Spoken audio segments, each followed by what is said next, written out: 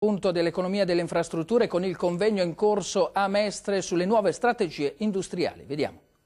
Mestre, il nord-est della politica e delle imprese, chiede un sostegno forte e concreto al governo per lo sviluppo delle infrastrutture, dall'alta velocità al potenziamento dei porti del nord Adriatico e degli aeroporti di quest'area. Il presidente degli industriali veneti, Andrea Tomat, vuole una maggiore attenzione. Certamente non siamo soddisfatti con tutte le misure, ma che complessivamente la risposta che Monti dà al Paese è, a mio avviso, all'altezza delle esigenze.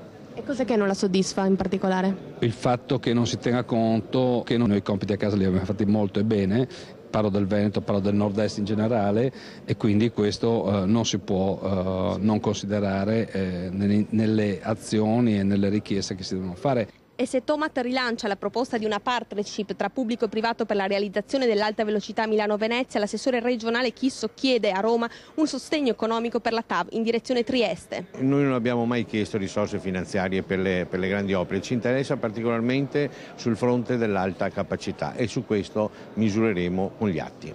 E sulla terza corsia della A4 Venezia-Trieste ribadisce la necessità di un commissariamento anche il presidente della regione Friuli-Venezia Giulia, Renzo Tondo. La mia priorità è far capire al governo che senza il commissariamento, che non viene richiesto solo dal Friuli-Venezia Giulia, ma viene richiesto anche dalla Cassa Depositi e Prestiti, che è il nostro maggior finanziamento, le opere rischiano di fermarsi.